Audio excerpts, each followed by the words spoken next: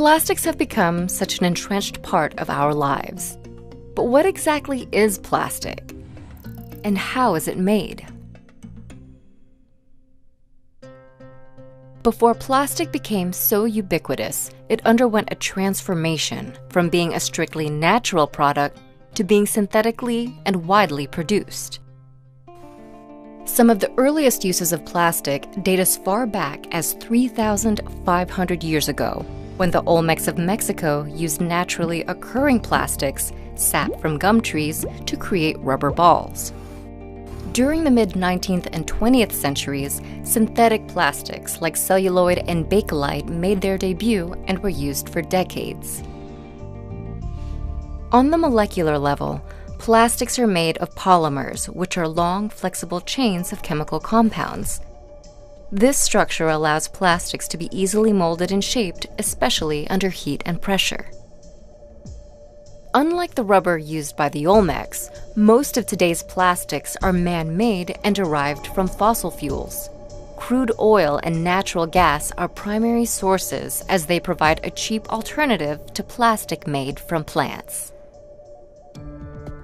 The first step in the production of plastic is the extraction of crude oil and natural gas from the ground. From there, the fossil fuels are sent to refineries where they are converted into several products, including the building blocks of plastic, ethane from crude oil and propane from natural gas. Ethane and propane are then sent to a cracker plant to be cracked or broken down into smaller molecules. Ethane produces ethylene, and propane becomes propylene.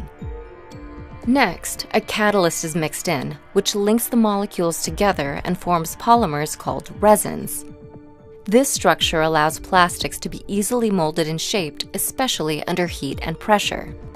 Polymerization converts ethylene into the resin polyethylene and propylene into polypropylene.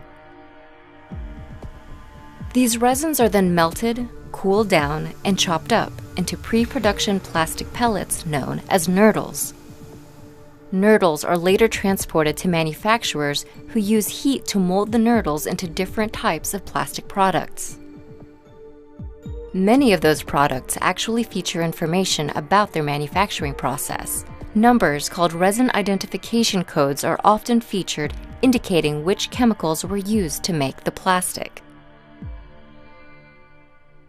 Because of plastic's utility, its global production has doubled about every decade. The amount of plastics produced since 1950 has measured at about 9.2 billion tons, the weight of nearly 1,600 Great Pyramids of Giza. Much of this plastic ends up as trash. Single-use plastics, such as straws, grocery bags, and packaging products, are particularly detrimental. They often aren't recycled and constitute about 40% of all plastic waste. They end up damaging natural habitats, endangering wildlife, and polluting communities around the world.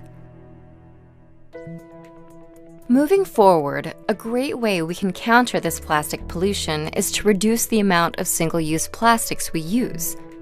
By opting instead for reusable alternatives in our day-to-day lives, each person can make a huge impact in helping decrease plastic waste.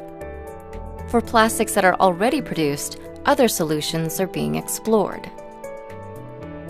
Scientists have discovered that a few organisms are capable of breaking down plastic material. Waxworms and mealworms, for example, can devour plastics and turn them into compost.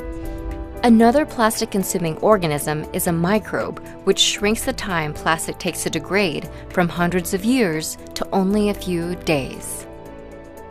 Change is happening in the production of plastics as well, with some manufacturers turning back to plants for ingredients. Called biodegradable bioplastics, these materials are as durable as synthetic plastics, come from renewable resources, and can therefore biodegrade. Even the rubber tree, the same plant used by the Olmecs, is once again being sourced for plastic. Today, the tree's latex is used to create a range of products, such as all-natural latex rubber gloves, tires, and mattresses. The rubber tree itself is now part of a global initiative for the natural and sustainable sourcing of plastic.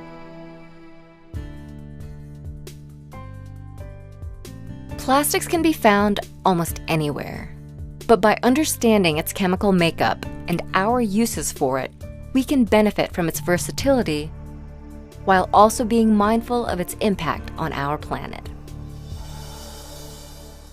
Take your pledge today to reduce single-use plastics.